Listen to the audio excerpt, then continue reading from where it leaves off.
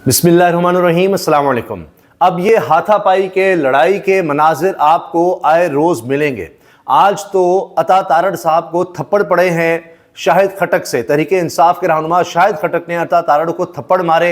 ये बात अब रिपोर्ट भी हो रही है, कुछ मनाजिर भी इस तरह के हैं जहां पर यह कहा गया कि शेख वकास अकरम और अता तारड़ के दरमियान हाथापाई हुई है। फिर आया जी कि शाहिद खटक ने थप्पड़ मारे हैं अता तारड़ को, और उसके बाद ये मनाजिर शेयर किए जा रहे हैं। ये आप देखिए, यहाँ पर तहरीक इंसाफ के लोग और नून लीग के लोग आपस में गुत्थम गुत्था हो गए, हाथापाई होती रही। इसमें नज़र ये आ रहा है बज़ाहिर, अगर मैं गौर से देखता हूँ तो, कि शाहिद खटक साहब है और दूसरी तरफ गालिबन अता तारड़ बीच में और लोग भी आए हुए हैं। ये सब होता रहा। या यहाँ तक नौबत क्यों पहुँची? पहले तहरीक इंसाफ के लोग जो है वो एहतजाज कर रहे थे, नारे लगा रहे थे, और पीछे अता तारड़ भी नजर आ रहे थे। ये वो मंजर है कि फिर अता तारड़ बीच में आए, ये शाहिद खटक हैं, यहाँ अता तारड़ खड़े हैं, ये नारेबाजी हो रही थी। अब हुकूमत ने कुछ बिल पास करवाए, कौमी असम्बली से कुछ कानून साजी करवाई है, जिसमें सुप्रीम कोर्ट में जजेस की तादाद 34 करने का कह दिया गया है। 34।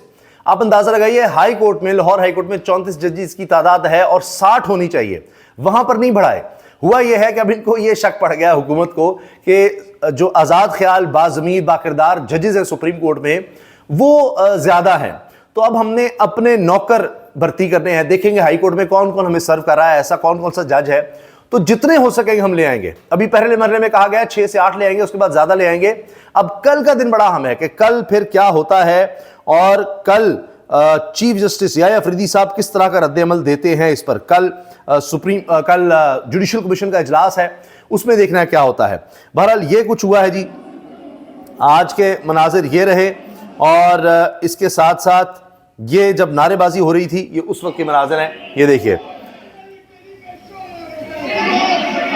गली गली में शोर है, शहबाज शरीफ चोर है, नवाज शरीफ चोर है, ये नारे तहरीक इंसाफ लगा रही थी। ये शाहिद खटक साहब लगा रहे थे। दीगर आप देख सकते हैं क़यादत तहरीक इंसाफ की, और उसमें उमर अयूब नज़र आ रहे हैं और दीगर लोग नज़र आ रहे हैं तहरीक इंसाफ के। अच्छा, अब इसके बाद हुआ ये कि ये सारा कुछ आप देख रहे हैं जिस तरह से हुकूमत ने कानून साजी करवाई। उसके बाद अब तहरीक इंसाफ ने इसका रद्द-ए-अमल देना था, उन्होंने दिया। मैं आपको पहले बता दूं कानून साजी क्या है, उसके बाद बात करेंगे कि फजलुर रहमान साहब ने इस हवाले से क्या कहा है। और 26वीं आईनी तरमीम के बाद वो कह रहे हैं कि ये तो जमहूरियत के मुनाफी है जो कुछ हुकूमत कर रही है। एक तो ये हुआ है कि सुप्रीम कोर्ट में जजेस की तादाद 34 करने की मंजूरी दी गई है। इसके अलावा आर्मी चीफ की मुद्दत मुलाजमत और सर्विसेज चीफ्स की मुद्दत मुलाजमत 5 साल करने का कर दिया गया है, 5 साल। लेकिन इसमें एक और बात भी है कि आर्मी चीफ की रिटायरमेंट की उम्र खत्म कर दी गई है। 64 साल इससे पहले उम्र थी आर्मी चीफ की रिटायरमेंट की, लेकिन अब वो हद खत्म कर दी गई है और अभी 5 साल है। और उसमें यह भी कहा गया है कि फिर एक्सटेंशन की सूरत में, तैनाती की सूरत में कोई हद नहीं है, तो उसके बाद दोबारा से तैनाती हो सकती है, और इसमें शायद फिर 5 साल के लिए हो सकता है एक्सटेंशन वगैरह। अब मौलाना साहब इस पर क्या कह रहे हैं, जरा सुनिएगा।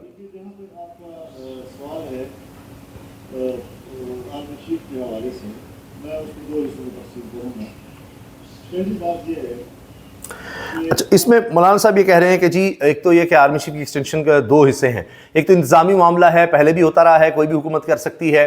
ज़ाती तौर पर कहते हैं मैं इसके हक में नहीं हूँ, लेकिन ये देखना होगा कि किस तरह से की जा रही है। ज़ोर ज़बरदस्ती से ये काम नहीं होना चाहिए, ये फजलुर रहमान साहब ने प्रेस कॉन्फ्रेंस में कहा है। इसके अलावा फजलुर रहमान साहब ने कहा कि नई कानून साजी 26वीं आईनी तरमीम की तौहीन है। और असद कैसर साहब कह रहे हैं कि अब हम छोड़ेंगे नहीं, और मौलाना फजलुर रहमान साहब के साथ मिलकर हम अब आगे बढ़ेंगे और तहरीक चलाएंगे। अब देखते हैं फजलुर रहमान साहब इस पर कायल होते नहीं होते। वो ये इशारे ज़रूर दे रहे हैं कि तहरीक इंसाफ के साथ फासले कम होते हैं तो अच्छा होगा। सरबराह जमीयत उलमा इस्लाम फजलुर रहमान ने कहा है कि हुकूमत की जानिब से इंसदाद दहशतगर्दी एक्ट में तरमीम 26वीं आईनी तरमीम की तौहीन और जमहूरियत के चेहरे पर कालक है। इस्लामाबाद में प्रेस कॉन्फ्रेंस करते हुए इन्होंने कहा कि किसी को भी शक की बुनियाद पर 90 रोज़ अपनी तहवील में रखने और तहवील की मुद्दत में इजाफा करना मुल्क में सिविल मार्शल लॉ कायम करने के मुतरादिफ और जमहूरियत के चेहरे पर एक धब्बा होगा। जमहूरियत और वोट को इज्जत देने के नंबरदार पाकिस्तान पीपल्स पार्टी और मुस्लिम लीग नून आज एक ऐसा एक्ट पास कर रहे हैं जो अपने हाथों से जमहूरियत के चेहरे पर कालक लगाने के मुतरादिफ है। हुकूमत को सोचना चाहिए कि वो 26वीं आईनी तरमीम में किन शिकों को वापस लेने पर आमादा हुई है। क्या आज का तरमीमी एक्ट आइन की रूह के मुनाफी नहीं है? ये आइन का तकाजा होगा कि कल आपने वो सारे इख्तियार वापस लिए जिससे जमहूरियत को खतरा था। आज हुकूमत ने एक्ट पास करके अपने ही इस अमल की नफ़ी की है। ये आइन और पार्लियामेंट की तौहीन है। फजल मान साहब को सोचना होगा फिर 26वीं आइनी तरमीम इन्होंने करवाई क्यों? क्या अब ये पछता रहे हैं? और पछता रहे हैं तो क्या इसके खिलाफ वो निकलेंगे?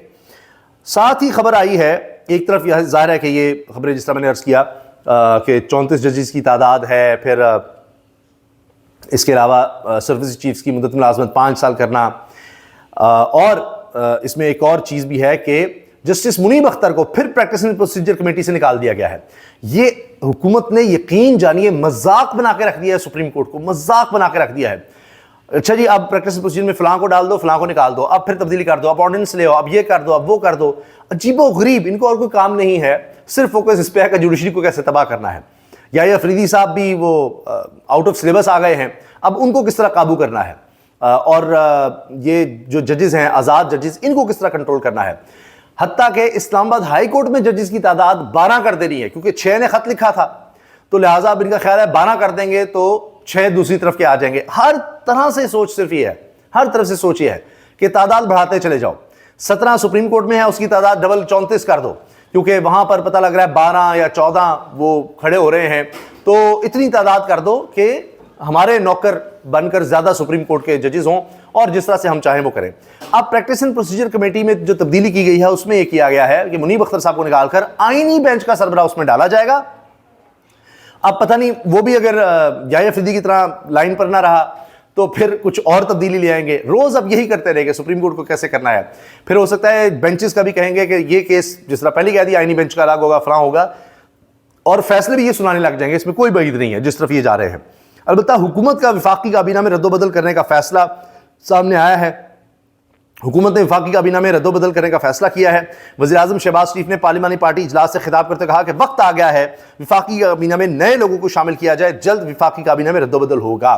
यानी ये जो काबीना है इसने जो तबाही मचाई है ये काफ़ी नहीं है, कुछ लोग इधर उधर किए जाएंगे, कुछ अकाड़ पिछाड़ होगी। अब नए चेहरे आने चाहिए, नई तबाही आनी चाहिए, मजीद तबाही आनी चाहिए, मजीद बर्बादी होनी चाहिए।